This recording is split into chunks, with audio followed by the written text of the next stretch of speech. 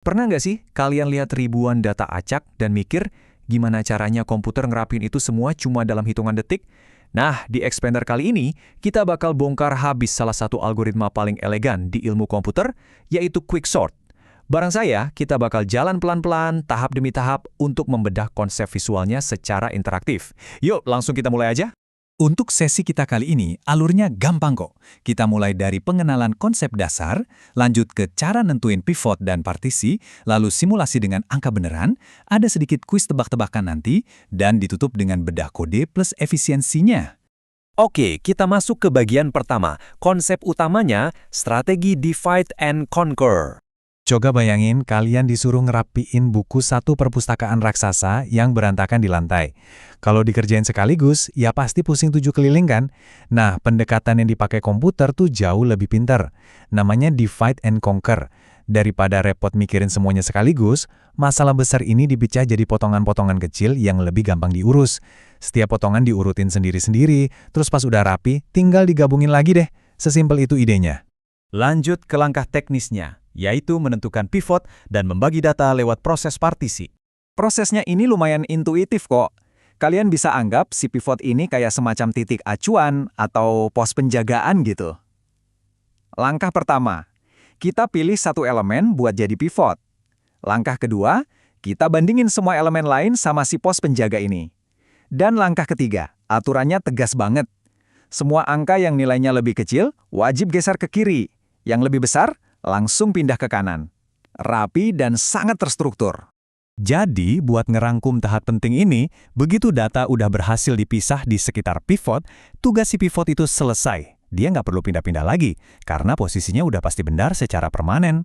Sisi kiri sekarang khusus buat rombongan angka kecil, dan sisi kanan buat rombongan angka besar. Cuma bermodal satu titik acuan, kita udah bisa bikin keteraturan dari tumpukan data yang tadinya kacau.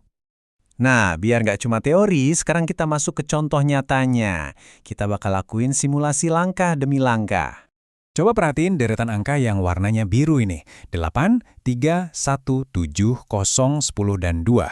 Semuanya masih biru karena memang belum diproses. Sebagai standar awal kita, mari kita ambil angka yang paling ujung kanan, yaitu angka 2, sebagai pivot pertama kita. Lihat tuh, warnanya berubah jadi emas yang mencolok, biar kita gampang melacaknya. Mulai sekarang, angka 2 adalah pos penjagaan kita. Sekarang perhatiin baik-baik apa yang terjadi waktu kita terapin aturan partisi tadi. Sistem bakal langsung mengevaluasi angka-angkanya. Angka 1 dan 0 itu kan lebih kecil dari 2, jadi mereka langsung minggir ke kiri dan berubah warna jadi hijau. Terus angka 8, 3, 7, dan 10 karena lebih besar, otomatis numpuk di sebelah kanan dan tetap biru. Nah, angka 2 kita yang warna emas tadi sekarang duduk manis dan aman persis di tengah-tengah. Sebelum kita jalan terus, coba kita resapi dulu apa yang baru aja kejadian. Kita baru saja sukses menempatkan satu angka, si angka 2, di tempat peristirahatan terakhirnya yang benar.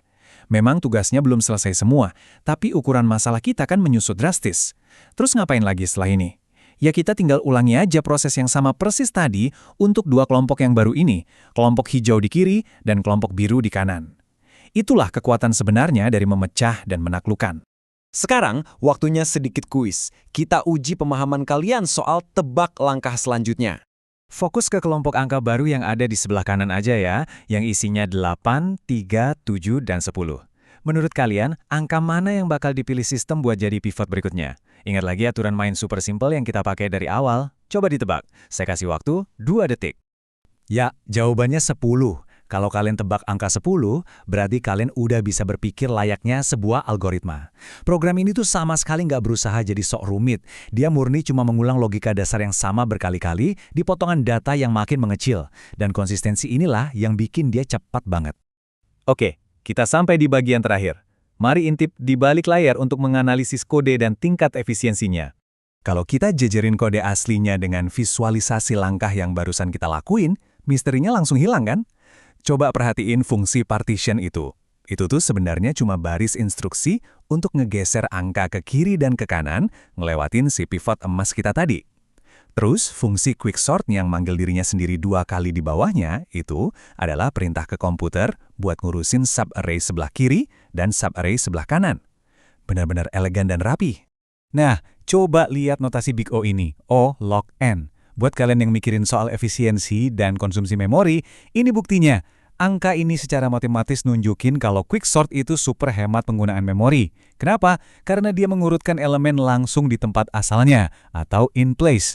Jadi, proses ini hampir nggak butuh ruang memori tambahan sama sekali. Bahkan waktu ngurutin jutaan data sekalipun. Luar biasa kan? Jadi, ringkasan poin paling krusial untuk dibawa pulang dari explainer ini adalah quicksort itu jagoan banget dalam menyeimbangkan logika rekursif yang elegan dengan efisiensi memori yang super ketat.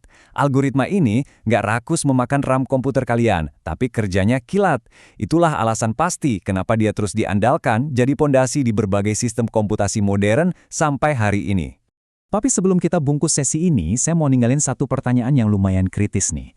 Coba bayangin skenario ini. Gimana kalau quicksort disuruh ngurutin kumpulan data yang dari awal udah urut sempurna? Kira-kira dia malah tambah ngebut atau justru itu bakal jadi kelemahan terbesarnya? Coba bayangin gimana nasib si pivot kalau semuanya emang udah ada di posisi yang benar sejak awal? Pertanyaan ini bisa jadi batu loncatan kalian buat ngulik algoritma lebih dalam lagi. Terima kasih banyak udah belajar bareng saya hari ini, dan sampai jumpa.